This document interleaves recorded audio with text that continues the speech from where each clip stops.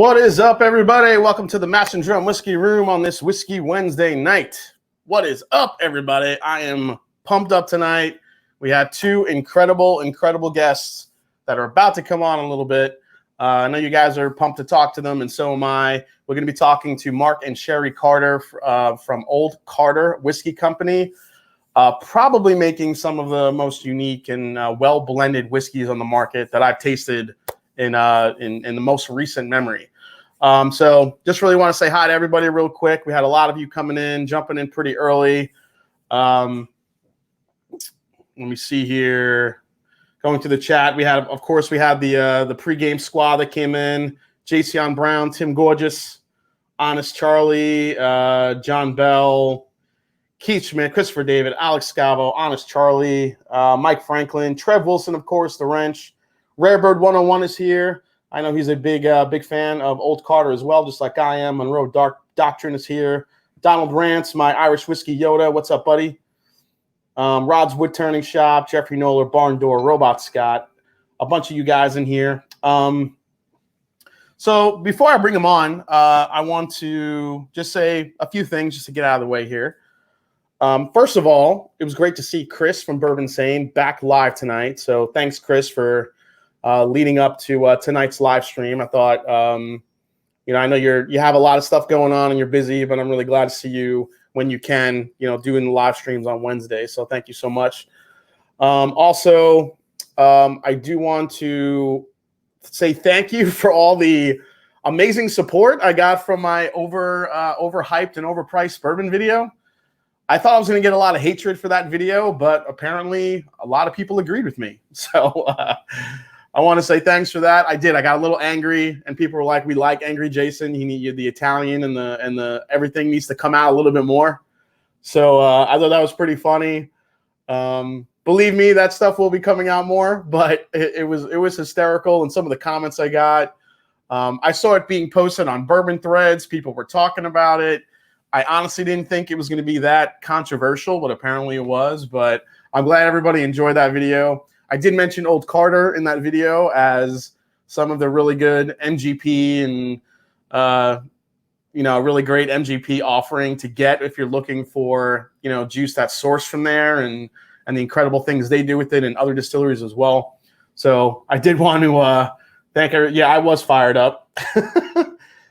I want to say thanks to Eric W., who just started with the first super chat tonight. Thank you so much, Eric. That was awesome. Hey, we got New Jersey in the house. What's up, Dave Stowe? Jason.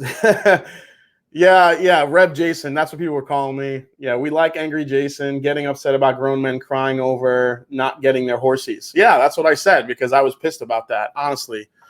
I literally watched a grown man throw a temper tantrum because they couldn't get his Blantons. And I was sitting on that video for a little bit. I'm like, should I do it? Should I not do it? And that happened, and I came home and I wrote out my notes for that video, and then I filmed it, and that's why I was still fired up when I filmed it. So that's basically how it happened. Hey, Jeff Winbush with a $5 super chat says, "What up, Jason from Cowtown Bourbon Brother?" What's up, man? Thanks for coming in, Jeff. Joe Edwards, you only get credit if you wear a pop collar and vintage jeans. Exactly. That's exactly what it is. So before I bring the Carters on, I wanted to make one quick announcement. I've been talking about these shirts for a little while, my Mash and Drum shirts, and some of the problems I was having with my supplier with COVID and everything going on. But guess what? My new website is up. It's the official shop for the Mash and Drum. I have some really cool hoodies available like you see here with my logo on it.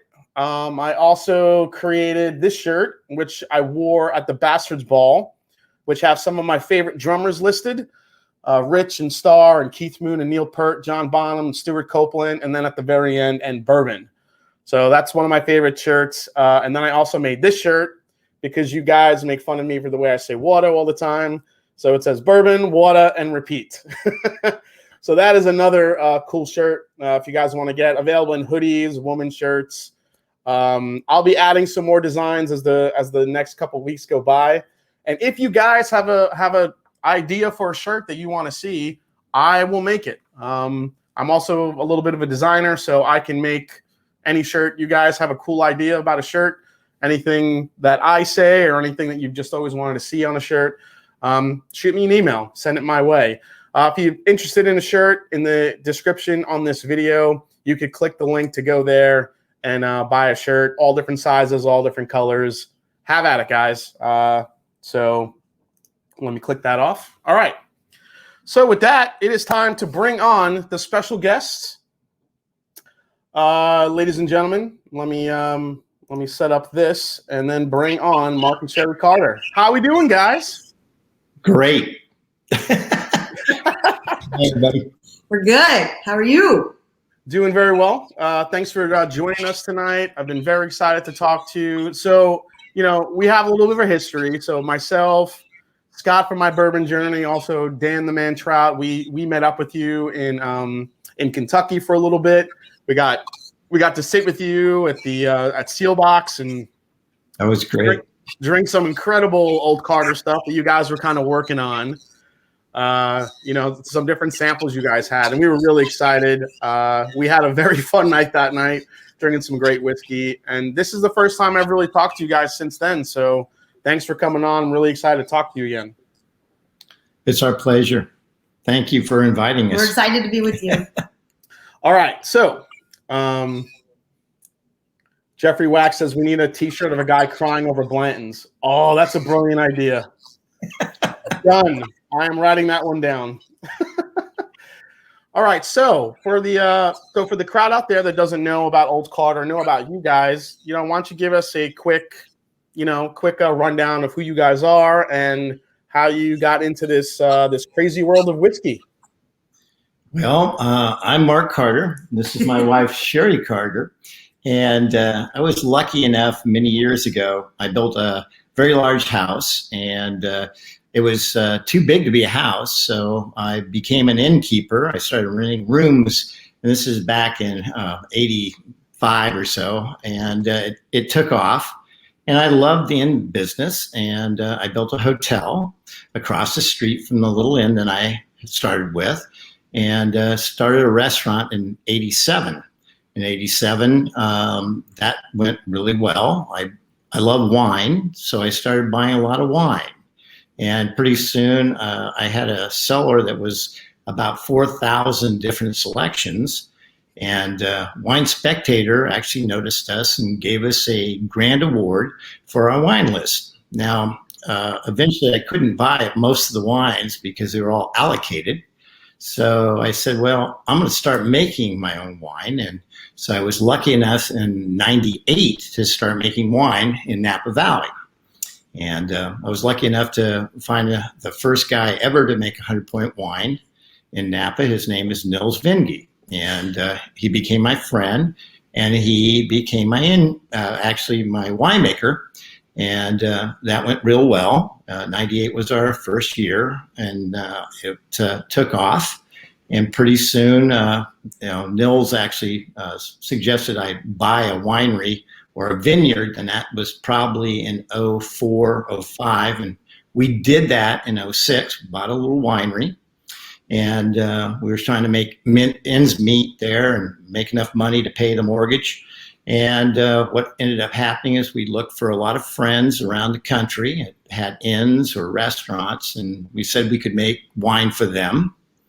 And only one person took me up on it, and he wanted to make some wine for his tavern and restaurant in Kentucky, and that was the Beaumont Inn.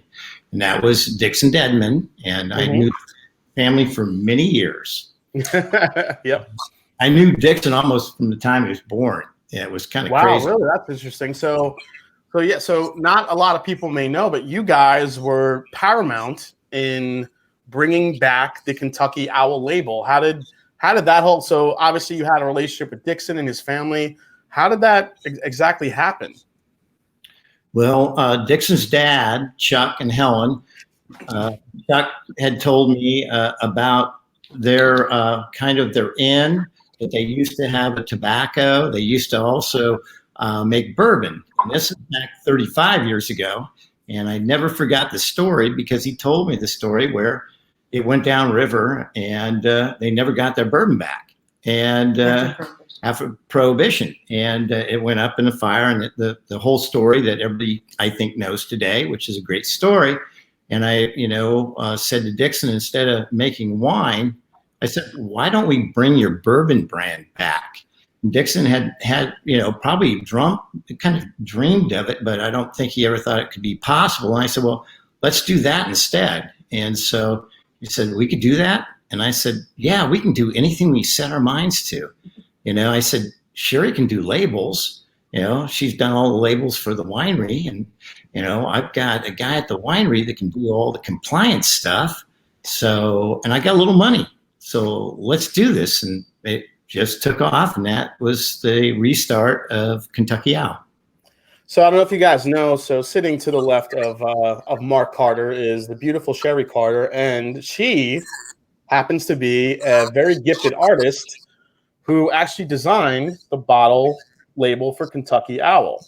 So I don't know if you guys knew that, but whenever you see Kentucky Owl has the perfect mix of contemporary and vintage, I think you really captured that style. And I think it's an amazing label. And obviously you transfer that over to your Old Carter bourbon label. You could see a few maybe similarities here in the style. So I think you did a wonderful job on these, Sherri. Well, just for clarity, I only did the labels for batches 1 through 6. Everything after that, all the ryes, not me. Oh, you didn't do the ryes? No, that was after we were all done. So I did the original one back in the day. Back in the day. Well, that's hey, as long as you're the innovator and not the follower, that's what matters, right? So you guys began like you said, explain to me how hard it is to get 100-point wine. Is it as difficult as it sounds? Well, when we started making wine back in '98, my whole goal was to make a 100-point wine just like Nils Vinge. That was our goal. I said, if I ever make a 100-point wine, I really actually succeeded in searching for perfection. That's what we do. Try to do the very best job we can possibly do every day. And so I didn't get a 100-point wine for years. From '98, I made one in 2002, but no one knew it at the time. It took 10 more years for it to actually develop in the bottle. And then Robert Parker said, oh my God, this is one of the most incredible wines I've ever had, and gave me 100 points. And that was quite a day. I was working on actually the winery, expanding a barrel room, and I got a phone call from my winemaker, a new winemaker, because Nils had kind of stepped back a little bit, and Mike Smith came in, and Mike called me and he said, well, you did it, you got 100 points. And he said it so off the cuff that I didn't believe him. But then another friend calls me, and, it's, Fred Schrader, who's got a whole bunch of 100-point wines. And I go, oh my God, I did it. I got a 100-point wine. And, this is like, I tried to call Sherri upstairs at the winery where we were living at. And I can't talk, actually. I can't even get a word out of my mouth. I'm just going. I thought he was having a heart attack or had injured himself on the. He was actually working on the construction project at the winery at the time, and I said, "What is it?" And he couldn't form a word, and so I said, "Are you bleeding?" and then I was like, "All right, I'm coming down," and so I got to the bottom of the. I heard him say kind of like, wine. That's all you get out is wine.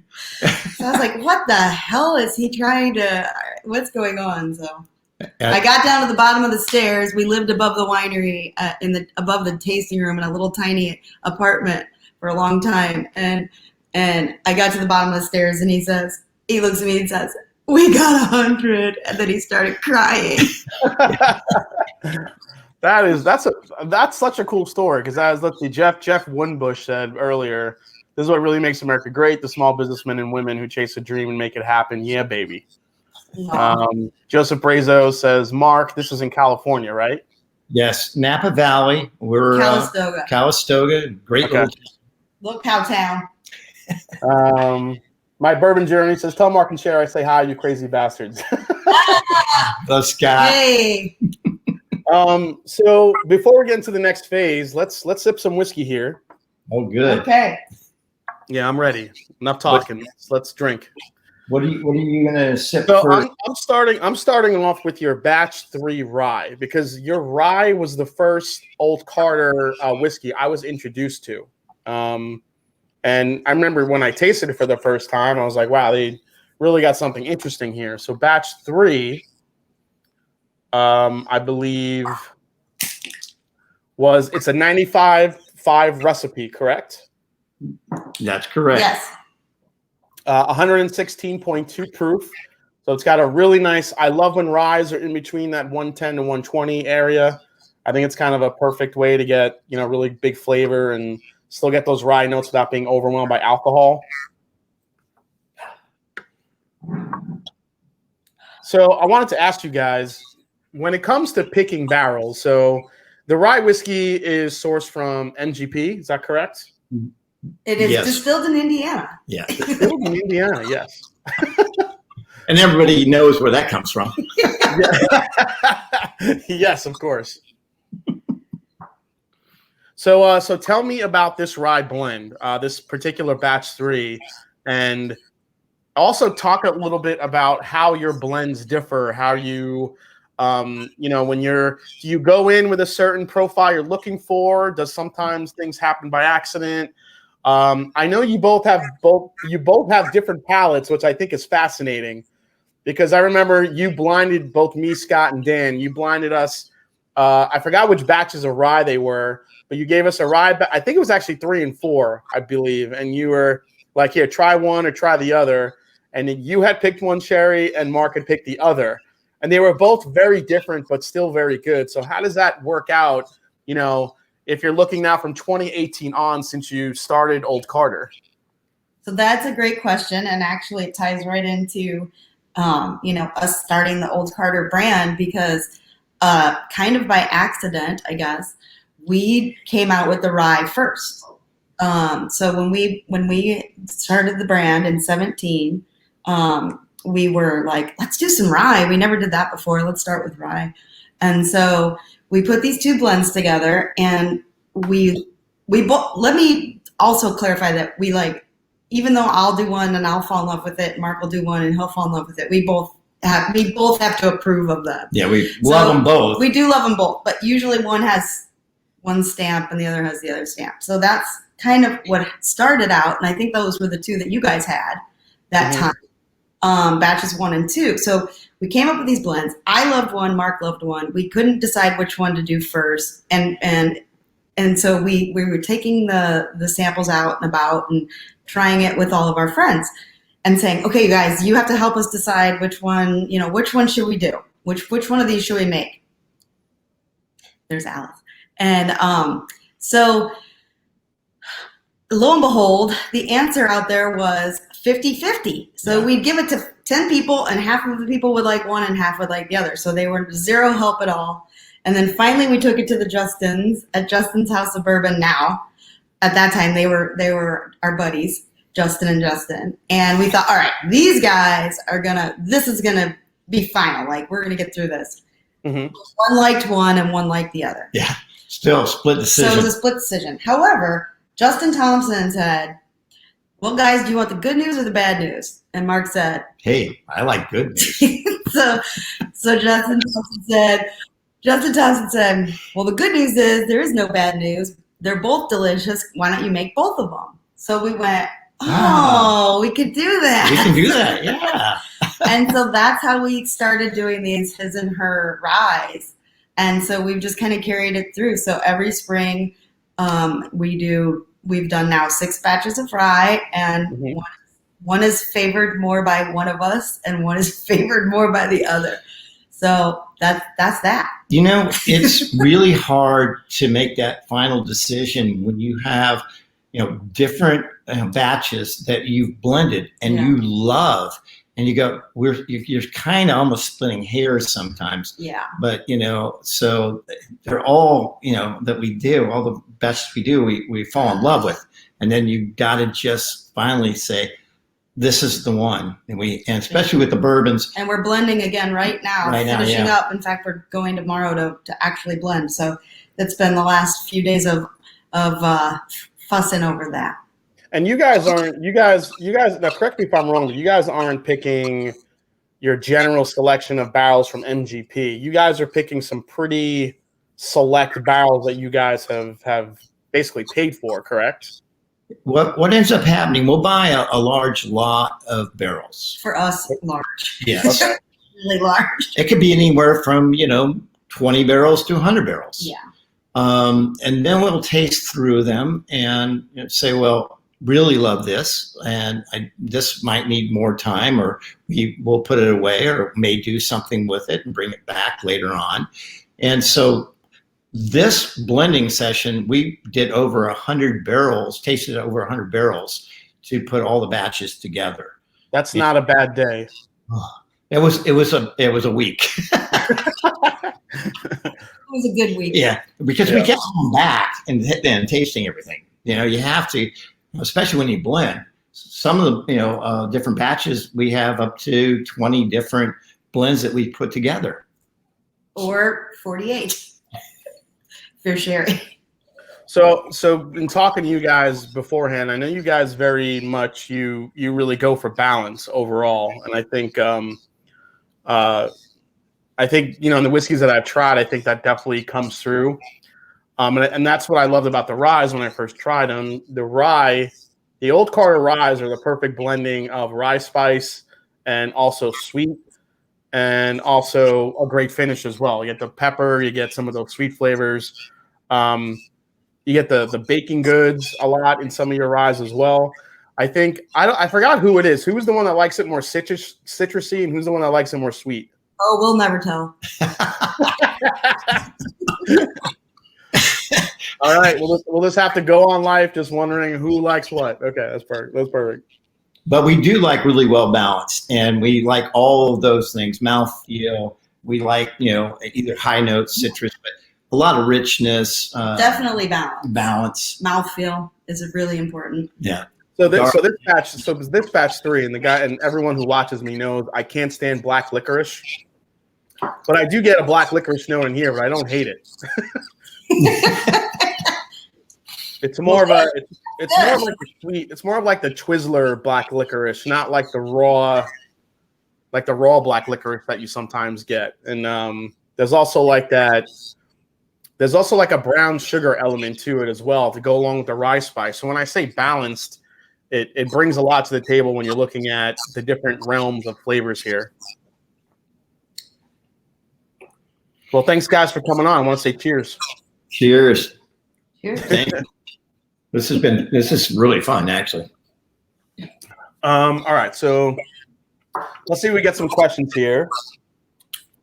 Monroe Doctrine says, Old Carter merch. I want one of those barrel heads behind them, Mark and Sherri. We can get those. Heard. So we've been working on merch. It's been a little bit of a process because we've been so very, very focused on just making whiskey, and then getting it's just the two of us. That's it. And so Sherri does most of the work. Merch will fall squarely on my plate, and so I'd like to duplicate myself about 5 times, and then I could do merch faster. But we hope to have some merch. We really, really appreciate it. I'd like to get something up in the next 5 or 6 weeks, so it's in time for the holidays this year. But in our store, in our little retail shop here in Louisville, I think we'll have a few things available. The barrel heads we do have, but they're a pain in the ass to ship, and so but we could do it. But we don't have a lot of them, and it's just kind of how would you call the merch department right now? Haphazard. We're working on it. I'm so excited for you to have your store up, and I need to get some of your shirts. Oh, I appreciate that. Yeah. I already saw in the chat they have some pretty fun ideas for some other designs I'll be working on. So I can't wait. Now, maybe if you've got some free time, Jason, you could do our merch. I'll be happy to work on anything. I work for whiskey, by the way. No problem. Perfect. So I actually put a poll out to my my Patreons earlier today to ask if they had any questions for you guys. So this is a big one, and I think this is one that's probably on a lot of people's minds. So your bottle's generally around $200, sometimes a little more, sometimes a little less. Do you have any plans to release any bourbons a little bit of a lower price range? Here's our conundrum. We love to make barrel strength whiskey, and we love to release it at a certain age that's not so young. And to do that is extremely expensive to produce.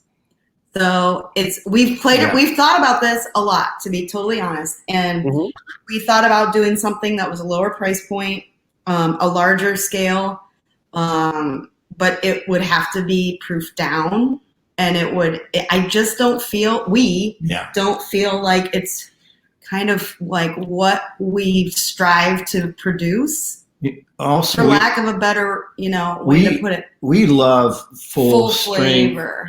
Full flavor. We have never put a drop of water in anything we produce. So by not cutting it, it has to be a little more expensive than. There's so much less of it. Absolutely. And all of the ages are up there. Some of the things we're working on right now, we have barrels that are, 16, 15 years old and going in some of these batches. If we could figure out how to do it, we'll do it. Yeah. Maybe that's a good answer. But I do appreciate your commitment to quality rather than just trying to put something out. And that's always, and I will say that the old Carter, I scored a bottle of batch 5 for about $160 something. And for me, I thought that was a pretty good deal considering of the years and what's in the bottle and the quality you get. But again, everybody has a different price point of what they want to spend. For me, if I'm going to go for a high quality NGP, you guys are one of the handfuls of, bottles that I would buy at that price point. But you are getting barrel strength, unfiltered, all the good stuff. All right. So next question that I got was pretty universal, was distribution. So right now, I know you guys are available in Kentucky, and you're also available in California.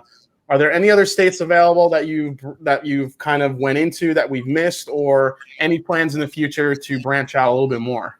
We also did DC and Maryland and Mid-Atlantic about a year ago. Yeah.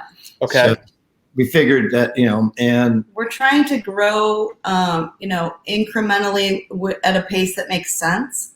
So we're talking about a couple of new additions.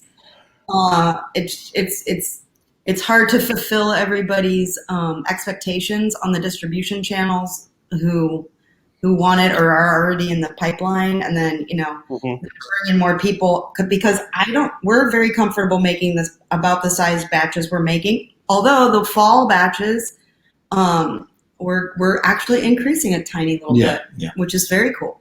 So not a lot, but a little bit. And so hopefully, because I get yelled at a lot because people say, that's all we can get. So it's very, it makes me sad too. I know. We want to make the best whiskey possible that we can. And so that's where we're at. We would love to increase, and we're trying to do so at a pace with integrity.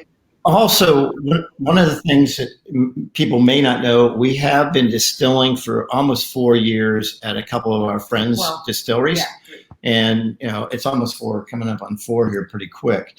But we probably won't release those for another 3. So about a 6-7 year old is where we'll be at. And we keep putting, stuff up every year, which is great. So we'll have our own product, our own mash bills. And again, they'll be different because we love playing with different mash bills. But we're not going to stop sourcing barrels. Yeah, we'll never do that because we love Tennessee. We love Indiana. We love Kentucky. We love playing with what they do, what they produce. Yeah. And it's nice to be able to find that some of that good aged whiskeys, bourbons, and ryes. No, that's fascinating. I was actually going to ask you about that. I know you guys have started distilling, so for 4 years, that's pretty. Do you guys have already? Do you have a proprietary mash bill already, or are you just trying different ones and just playing with stuff? Just playing again. Yeah, that's what I figured. You guys like to play with stuff, so that's pretty funny. Love to play.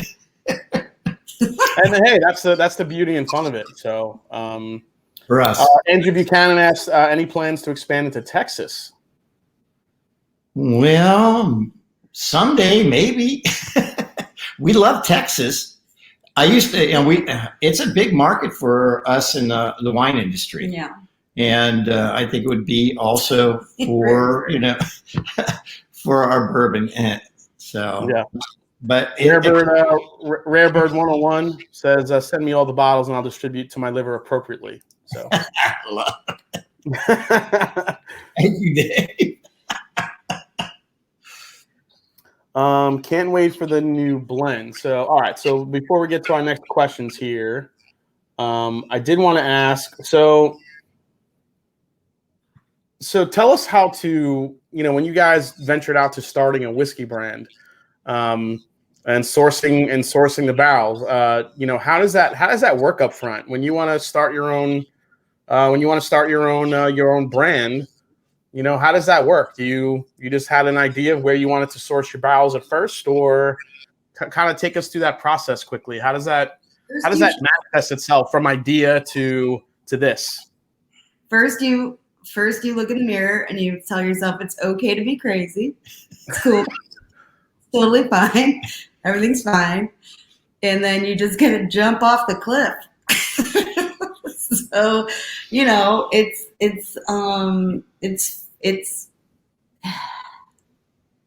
I don't know how to describe it. I think people find their own course in doing things that they feel comfortable with. It's what you love. If it's what you love and what, that's all you need to do. If you love it and you love the flavors of what you're doing, and what, there'll be a market, a niche for it. Mm-hmm. And so if you believe in it, anything's possible. Yeah. You can do it. Yeah, I love that. I think with that, I'm going to get into Bourbon Batch 5 here. Sweet. Which is still in my top 3 bourbons of the year. Still, I had some great viewers who sent me samples of this stuff, and I remember trying it for the first time. Like, what the hell is this? This is amazing stuff. So I was finally able to track down a bottle. So I'm gonna pop this tonight for the first time. America. Oh.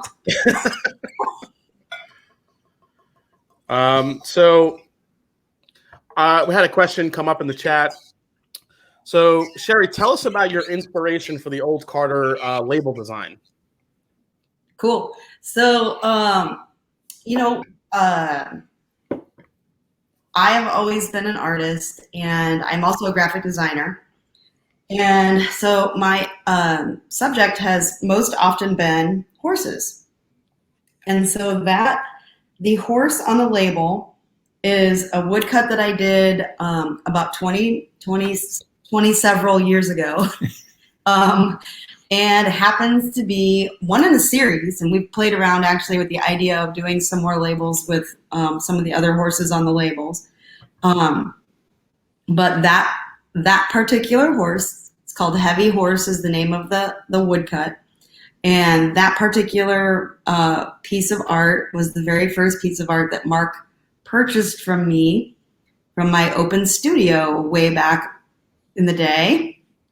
And so it was a very special piece of art between the two of us. We wanted to do something that paid tribute to Mark's family, who were farmers here in Kentucky. And so we wanted something that was very, very historic feeling and yet felt like it fit right in today. So it was we had a lot of, it was a long, arduous process. For that label, I don't know. There was over probably 100. There were many. I was gonna say, I was just say because I went to school for design as well, so so I know you it's kind of analyzation overload. You can't pick one. So you said about 100 labels you made before you settled on one. Yeah. Yeah. If I was making a label for my own whiskey, I would have to like have someone pull me away just to be like, you have to pick one of these. You can't keep working on it and dealing with it. Yeah. I think I worked on my logo for this channel for like a month. I couldn't decide what to do. It does look great. It looks really good. Thank you. Yeah, your logo's incredible. So actually, a good time to announce a little tiny design shift in the upcoming releases. Really? So what are you guys thinking of doing for the upcoming? So are these 2020 releases or 2021? 2020. Yeah, coming out. All right. So what do you have coming 2020, and what can we expect in the new labels? Well, the one thing that was brought to our attention, and it's also obvious to us as we see now that we're releasing more and more expressions, when people like line the whole thing up, it's hard to see between the products, between the different if it's rye, whiskey, or bourbon, yes. on a back bar or wherever. And so we're doing some color on that tax tag over the top to just kind of, because there is a subtle color difference. I don't know if you guys know this or see it, but it's there on that border. On that border, we've got a very subtle. The bourbon is a black border, the American whiskey is a blue border, and the rye is a dark green border. And you probably never even noticed that. Oh, yeah, I never noticed that. Too subtle. So now we're shifting to the tax tag that's over the top will now correspond with whatever type of whiskey it is. So you can expect to see a little something different coming up. So I'm excited. So that'll scream out, this is the rye, this is the bourbon, and this is the American whiskey. Yeah. I think it will help. I like it. No, I actually think that's a great call out, because you always have to look at the details on the label to figure out what it is. So I think the tags will definitely help call it out. That's awesome. So there you go. All right. You heard it here first, guys. Yeah, you were the first to know. So I actually wanted to bring up, I don't know if he's in the chat. So ADHD Whiskey, who is in the chat room. I don't know if you guys know about this project that he kicked off that actually included Dixon Dedman, called this magical bottle called Beagle Rare. So Beagle Rare was a whiskey bottle that he started a blend, and then it basically was a crowdsourced whiskey by a bunch of different whiskey tubers and also podcasts. So what happened is that everybody got to take out a part of the blend, and then based on what you thought it needed, you would add back whatever you thought it needed. And then by the time it ended up and got all the way through everyone, it ended up in the hands of Dixon Dedman to create the final blend. And he turned it into a kick-ass blend, which we gave away for charity, which ADHD Whiskey, also aka Matt, what he did with it.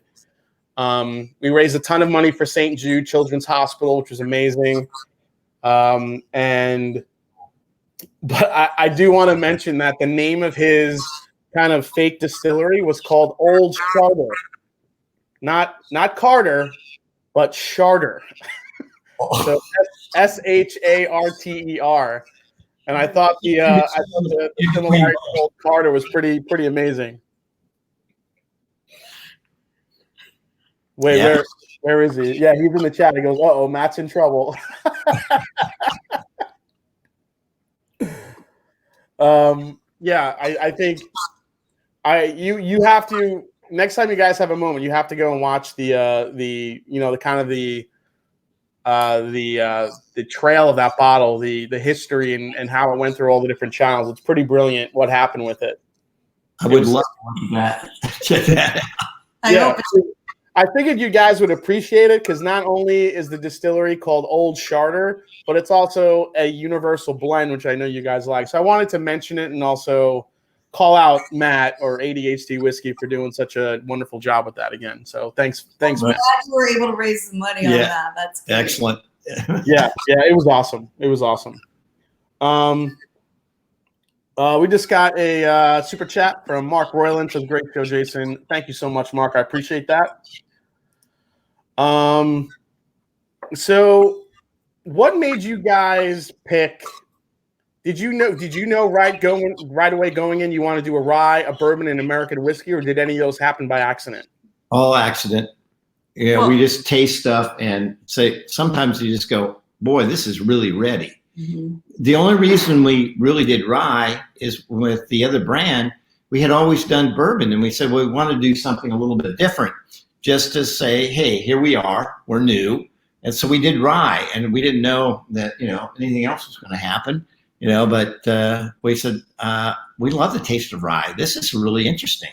And then we found some American whiskey that we really liked, and we go, God, this is tasty as can be. We need to do this. Anytime you taste something and it's really good. Anytime something's tasty as can be. You got to do something with that, It's time. So, you don't know where things are going to lead you half the time. But, now we're trying to. We thought last year we would do like, okay, we did rye last year at this time, at the beginning of the year. Let's do it again. Well, the rye wasn't ready. It was the bourbon that was ready. Right. So, you can't rush. A spirit. A spirit needs the time. When it's ready, it is ready. That's, we try to, say this is what we'd like to do, but we do shift, and we can shift immediately. Just two of us saying, well, no, it's not, it won't be good enough. We're not going to do this. We say it, we'll change right in the middle of the stream, man. We'll say, no way. It's nice to be nimble. So let's talk about your Bourbon Batch 5, which released not too long ago, correct? Mm-hmm. That's right. In fact, this was a little bit of a we call it Bourbon Surprise here at home. Bourbon Surprise. So this is 115.1 proof. It's Batch 5. Tell us about this blend. This is correct me if I'm wrong, this is a high corn mash bill? Mm-hmm. Absolutely. So how many bourbons or how many barrels are blended into this one? I think 7. No, I think it's a little more than that. So because there's like I've been doing barrel math for the new stuff, so I've forgotten all the spring stuff. Not much more. It might have been 9. But they were, full barrels. Yeah. And basically, some of them were 4-year-old Indiana. No, not 4. These were all. But we waited 3 years until we so it's 7 years old. So 7-year-old. And different char levels on it. So. Mm-hmm. And 9. There were some 9s. Mm-hmm. So this is one of the most butterscotchy, boozy, like, I don't know, dessert type bourbons I've had. It's so butterscotch and coffee forward. I absolutely love it. That's what we thought. Yeah, it was surprising. So we grabbed these samples last spring, and we were not intending to do this bourbon at all. And we wanted to do what ended up being Bourbon 4, which is a high rye, very I wanted to do something like a lighter bourbon expression. And so for spring, because we had never released a bourbon in the spring, and so we thought that would be fun. And we got these samples just to check out where the barrels were. And they ended up being so yummy and deep and dark. We thought, wow, yeah, these need to come out now. And so that's how this was born. So. Yeah, so this to me, so Old Carter Batch 5, the bourbon here, has this wonderful balance of pure butterscotch toffee on the front end. Then as it works its way back, all of a sudden I get like this chocolate-covered mint note. That is incredible. And I know it's a high corn, so I was wondering where that mintiness is coming from. But then it kind of finishes with like this sweet oak funk on the back end. And I think when when you're talking about experience for a bourbon, that is, for me, that's what I love. So I think you guys did an amazing job blending this one. Thank you. Thank you very much. We do. That is something really, especially right now, that that is very kind of you to say. And we've been blending for the last several days, and we do want the whiskeys to take people on a journey. So it's like we want them as complex as they can be, and we want to pick those blends of barrels that are just really expressive. So what's your method to your madness when it comes to blending? You said you had 100 different barrels to try. How do you even parse those all out to even think about what's good for a blend? I'm sure there are single barrels that usually stick out, but if there are barrels that you don't feel like is good enough for one of your single barrels, and how do you guys even start working on a blend for those? So you want me to answer that? Okay. So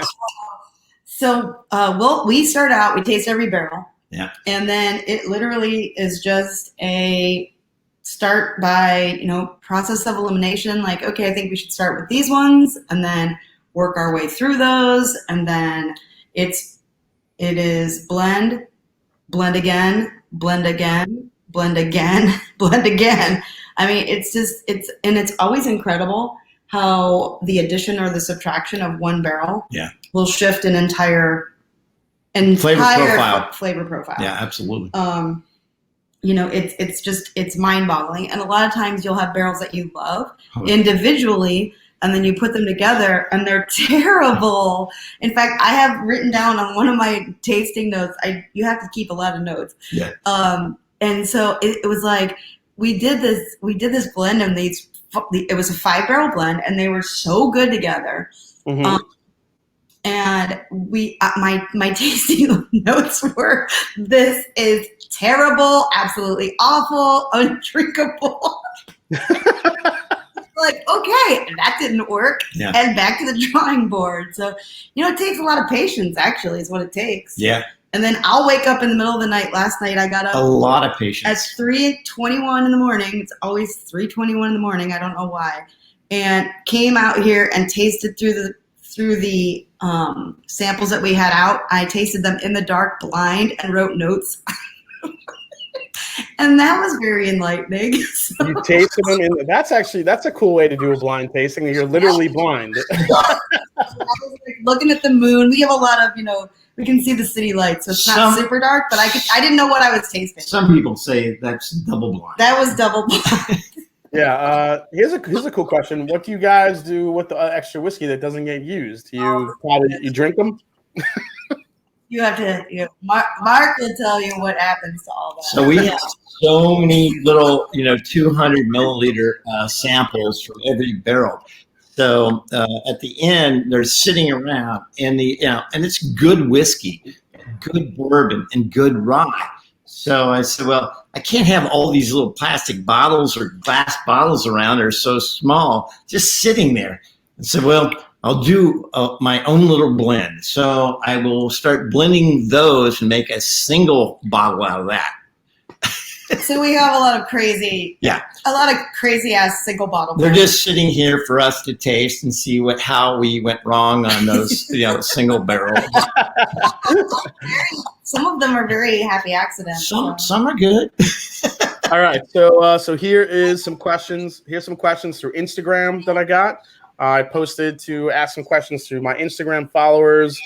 So I think we touched on this a little bit. What can you say about the upcoming releases that are coming, the ones that are coming the most soon here? So yeah, go right ahead. Okay, so we will be having let's see, one of our straight bourbons will be coming out. The Kentucky. Small batch. You want to do the Kentucky straight first? No. Okay. Go ahead. What are you gonna do? No, so you want me to start over? Yeah, go ahead. Okay, take 2. So we will be having our straight bourbon small batch, as you guys have experienced. We will also have another American whiskey, And we have a new product that's coming out that we're very excited about, which is a Kentucky straight whiskey. It's not a bourbon, it's a whiskey. And the reason that we chose to do kind of that kind of branding on it is because it could be classified as an American whiskey, but it's a completely different mash bill and a very different profile than our prior American releases. And so we have so many people that really love that product, and we didn't want to create confusion in the marketplace because it's a very different profile. It's spicy and it's really energized, but it is definitely not the monster that bad boy is. Yeah. And it's not the proof that it is. So we didn't want to confuse people and be like, wait a minute, this American whiskey is so different from their last releases. Yeah. So we're also excited because it's Kentucky juice. So why not put Kentucky on the label? So we've got that coming out too. And they're all, and then of course we have 21 actually single barrels, 21 single barrels going into the market this fall too. Kentucky straight, 21 single barrels? Yeah. Yes, we did 19 last year and we've got 21 this year. Are you guys going to be available? Are you available on Sealbox yet? No, I don't think so. Okay, so I know I got a few questions about that because I know as far as like ordering a bottle, a lot of stuff that you can't get, you can get through Sealbox. Maybe we get some requests. Maybe we get a petition for you guys to get your bottles on there so we can order your bottles across the country. Okay. Let's see. Oh, here's a fun question. Favorite bourbon, but not your own. Well, of this year, I think that King of Kentucky was pretty good. That's when I've been drinking at home here, and I like the proof. I like the richness and the darkness of that right now. It's like I was lucky enough to pick it up here in Kentucky. One of the stores that likes this had the bottle in the back and let me have it, and I'm so happy he did. That was. I like a lot of different things. We'll try. I really love Parker's heritage stuff. Yeah. Wow, man, you guys are going right for the top tier stuff here.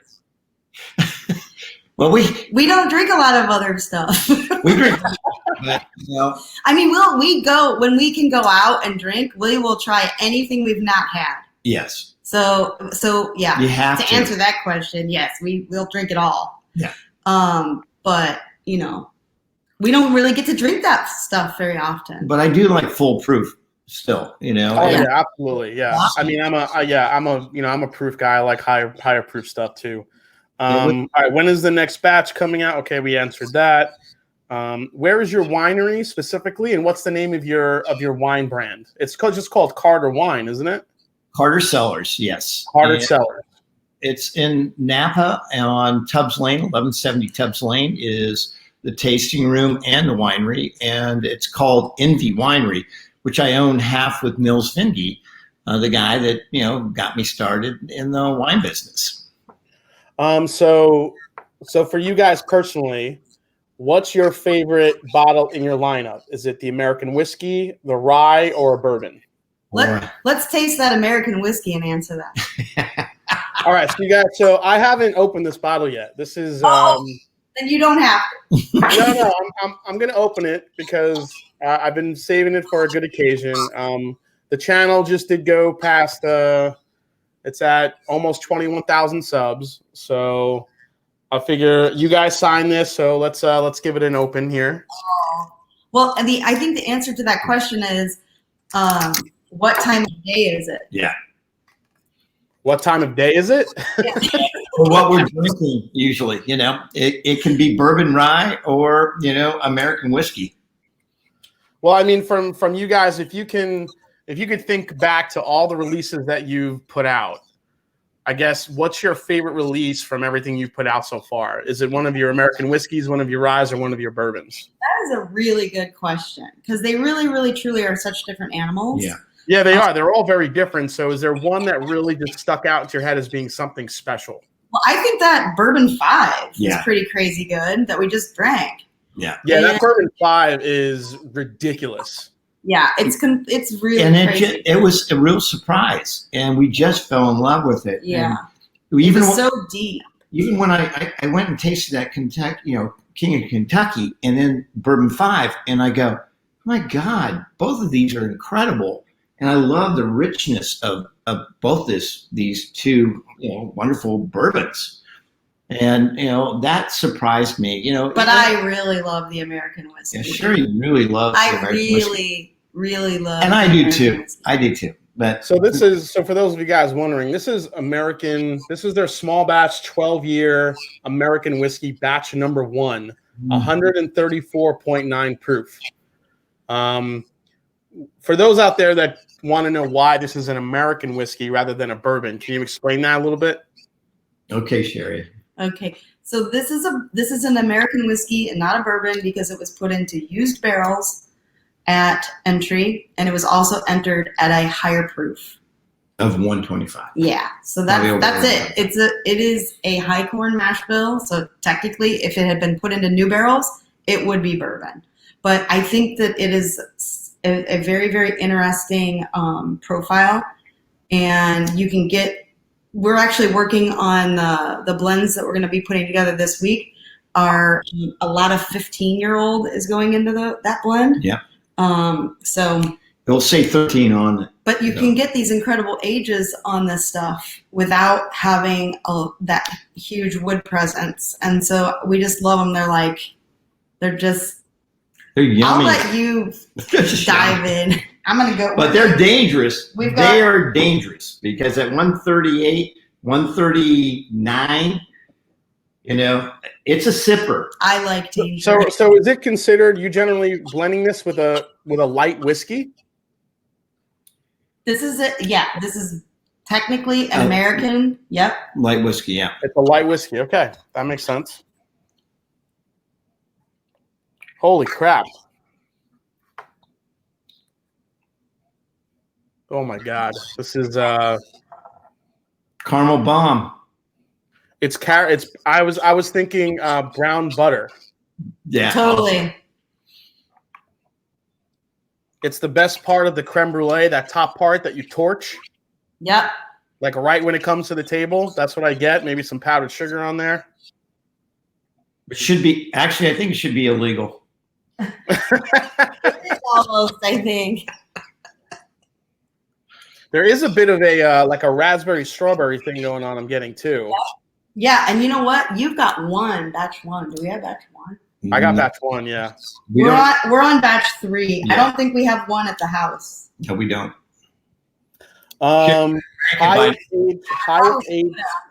Highest age juice in any blend or single barrel. That would be 27 years. Oh, that's right. You guys released that 27 year. That was one of the first bottles, the first batch of bottles you released, correct? Yes.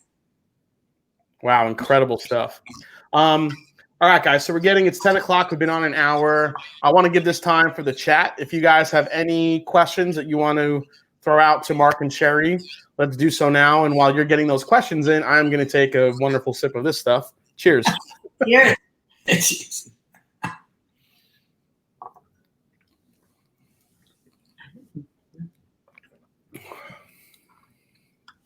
Oh, there. This is going to sound weird. This is like if you took cotton candy and you drizzled like that brown butter caramel syrup on top of it and then took a big bite of it. Yeah. And then there's like a candy apple note too. That's just wonderful. Man, Mark, you're right. This does not drink like 130 something proof. No, we show it all the time. And to people, when we don't let them know what the proof is on it, and they usually come in at 110.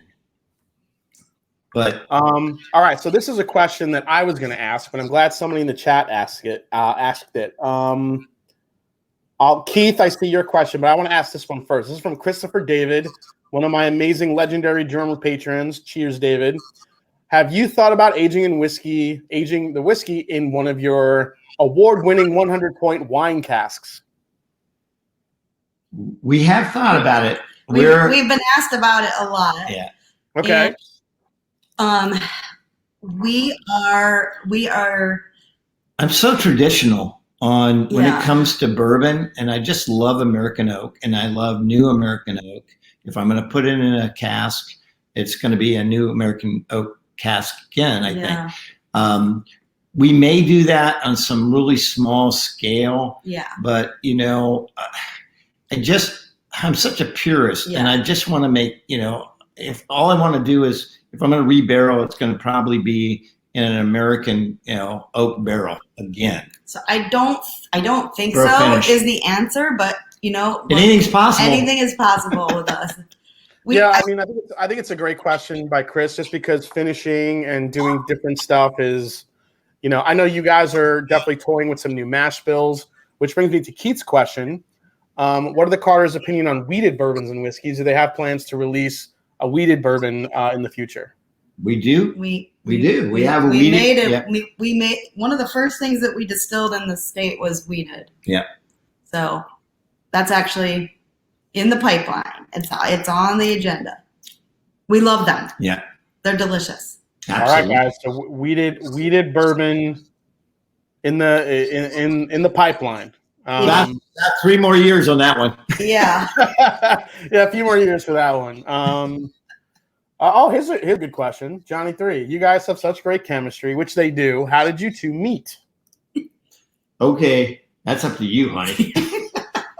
I can say one thing. She did walk into my restaurant or my gin joint. Yeah, I walked into his gin joint one day. No, I was doing marketing for the Humboldt County Convention and Visitors Bureau, and Mark, having a hotel and a restaurant, was conveniently positioned literally across the street from my office. And unbelievable. So it's fate. my boss said, you need to meet Mark Carter. He's got this hotel. And we walked across the street, and I was like, I don't know who this crazy person is, but he totally gets it. And I loved what he was doing. And at the same time, I said, wow, she really gets this. I think there's a chance for this visitor and convention bureau after all. I was telling my boss. She was telling him off. I was telling him what we should be doing. I said, I like her little spunk there she got, Yeah, and he's releasing his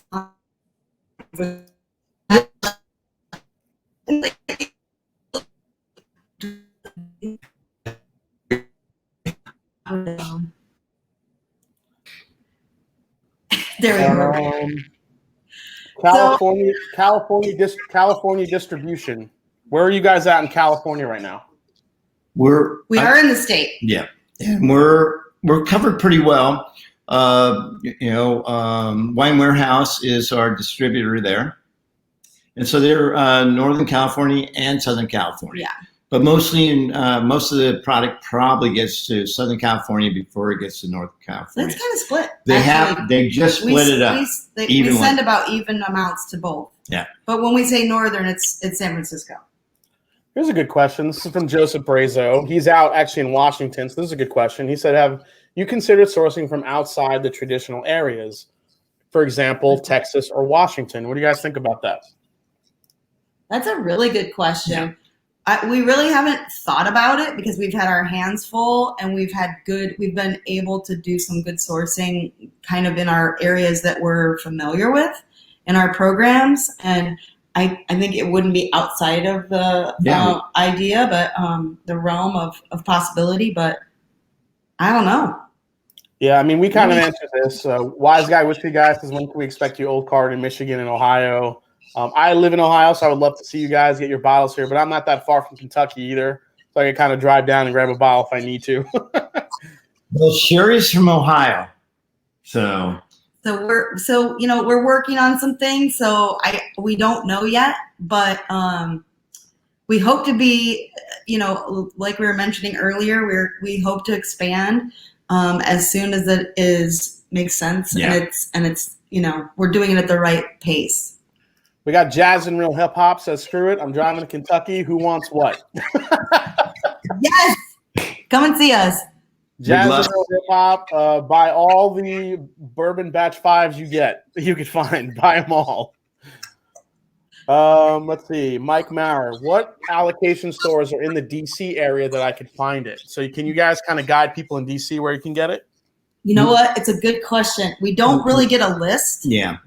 We don't know after we get the distributor in each state. It kind of goes crazy. Yeah. And it goes all over. And yeah. But one place we did do an event, and we have a really good friend there, is in Baltimore. You know, it's not DC, but yeah. Maryland. Yeah. So George at Drug City Liquors, we had a really fun event there, and shout out to Scotch and Time, Bourbon and Time, who hooked us all up with that. We had a blast. And met a lot of great people up there. Great folks. And so that's one place that we know kind of get some. I don't know if that helps. Did that help? I think that helps. So now that it's opening up, I just got, this might be a weird combination, like grape syrup and rosemary. Ooh. Savory and sweet. Yeah.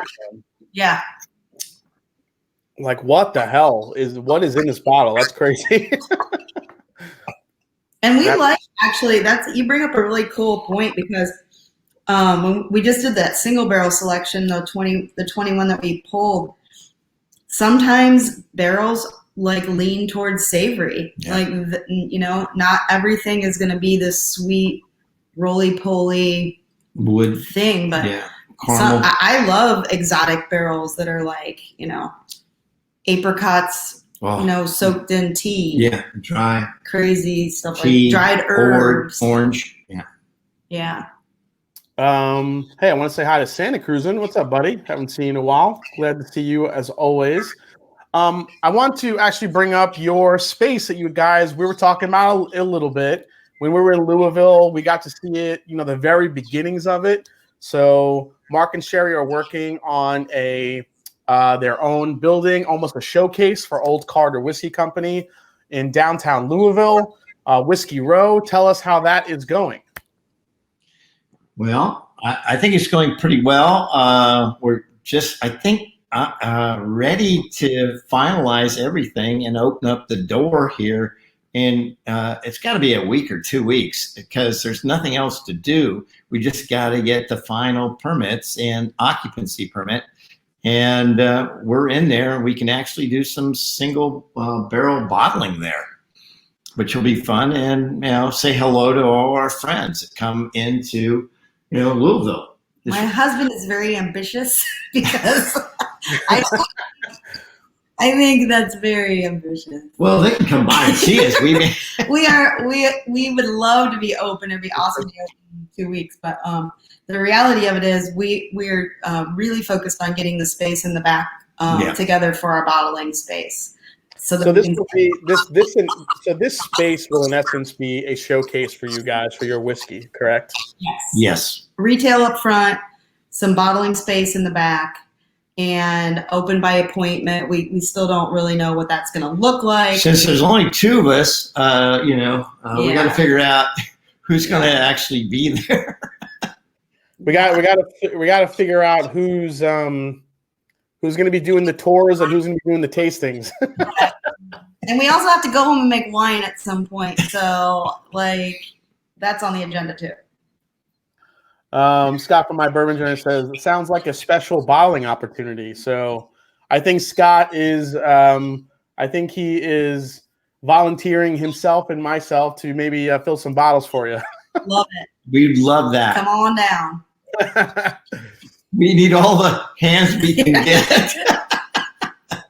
Yeah, Jeffrey Noller says, can't wait to check out the distillery in Louisville. It's not really a distillery there, but it will be definitely a showcase for their single barrels and all their amazing whiskeys. And like they mentioned, hopefully, I know you had mentioned it's kind of your dream to do a bottling area in the back, which would be pretty cool. Yes. Mark, and I will just say that it's kind of been a blessing that we've been stuck here since March, because Mark did so much hands-on work, built the front facades of so it's 3 units on West Market Street downtown. And we have Justin's House of Bourbon on the corner, and they did their space first. But Mark has done the facades for the other 2 units. One will be Old Carter, and then all of the interior. He's been working with the crew every day for the last 3-4 months. Sounds about right. Yeah. So which has been great because he doesn't bother me during the day. So it's been really good. But then he recruited me to come over and do some stuff. So yeah, she started. This is a great idea. The Mash and Drum. You should do a barrel select with the Carters and bottle it. Well, we're not going to be doing any barrel selects. We're going to stay out of that game until we actually do it. For the record. I'm just saying, a single barrel named Mash and a single barrel named Drum could be pretty special. I love it.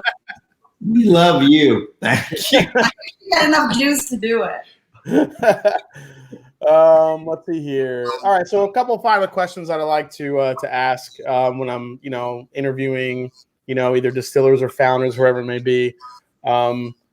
When it comes to music, what do you guys listen to when it comes to music? What's your favorite type of? Do you guys kind of overlap? Do you listen to the same stuff, or is it completely different? We overlap. I love this question.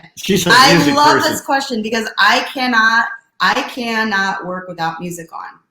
And so I always have to have music on. And that's the first thing that we always do. Whenever we sit down to blend or work on anything, there has to be music on. So, but it varies like crazy. So you got to tell them what we've been listening to for about 6 months. Well, that is ridiculous. It's a channel. But so I have different music too for different things. So when we're picking selections, I love Chris Stapleton. So we'll be listening to like Chris Stapleton or Broken Halos when we go through the initial phase, right?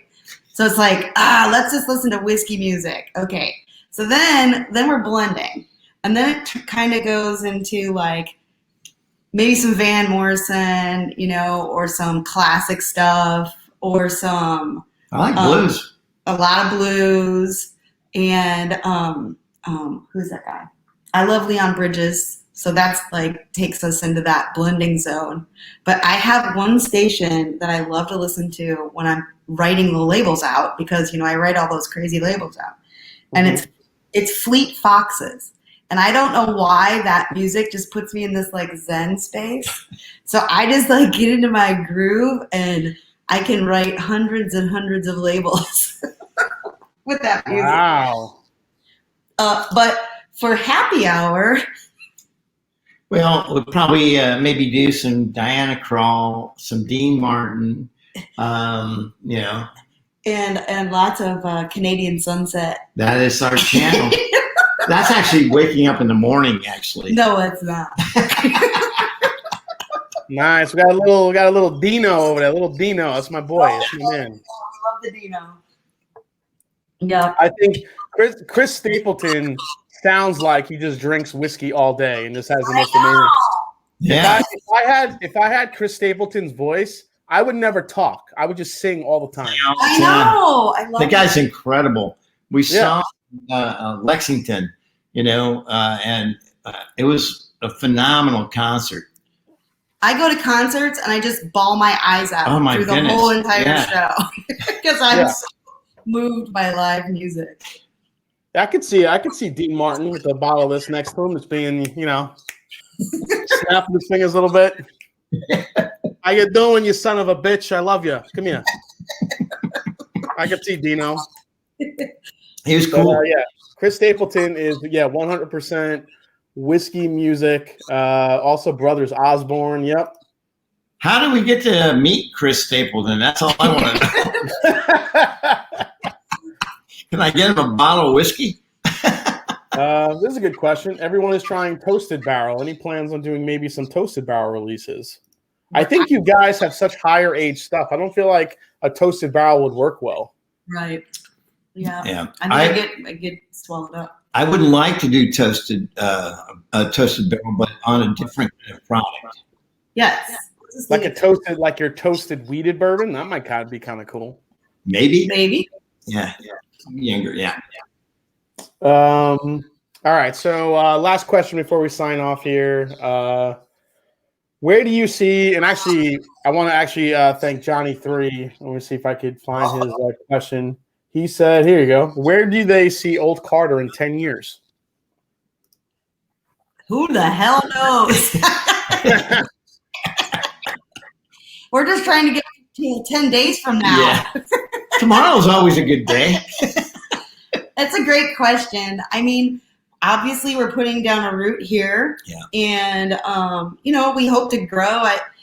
We're just, I don't know, we're just doing our thing. One thing about bourbon and actually distilling and having something distilled, like even almost 4 years ago, I said, I want to be around in 20 years to taste this. Mm-hmm.